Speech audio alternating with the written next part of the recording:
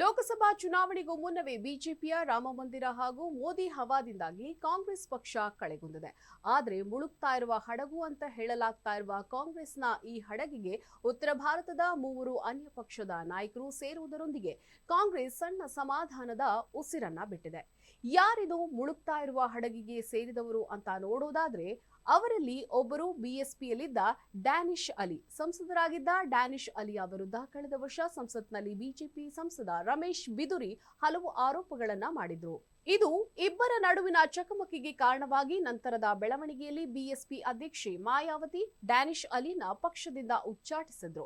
ಇದೇ ಡ್ಯಾನಿಶ್ ಅಲಿ ಈಗ ಕಾಂಗ್ರೆಸ್ ಪಕ್ಷಕ್ಕೆ ಸೇರ್ಪಡೆಯಾಗಿದ್ದಾರೆ. ಇನ್ನು ಕಾಂಗ್ರೆಸ್ ಸೇರ್ಪಡೆಯಾದ ಉಳಿದಿಬ್ಬರ ಬಗ್ಗೆ ನೋಡೋದಾದ್ರೆ ಮಾಜಿ ಸಂಸದರಾದ ಪಪ್ಪು ಯಾದವ್ ಮತ್ತು ಲಾಲ್ ಸಿಂಗ್. ಪಪ್ಪು ಯಾದವ್ ತಮ್ಮ ಪ್ರಾದೇಶಿಕ ರಾಜಕೀಯ ಪಕ್ಷವಾದ ಜನ್ ಅಧಿಕಾರ್ ಪಕ್ಷವನ್ನ ಕಾಂಗ್ರೆಸ್ಗೆ ವಿಲೀನಗೊಳಿಸಿದ್ದಾರೆ. ಇನ್ನು ಲಾಲ್ ಸಿಂಗ್ ತಮ್ಮ ದೋಗ್ರಾ ಸ್ವಾಭಿಮಾನ್ ಸಂಘಟನೆಯನ್ನು ಕಾಂಗ್ರೆಸ್ನೊಂದಿಗೆ ವಿಲೀನಗೊಳಿಸಿದ್ದಾರೆ.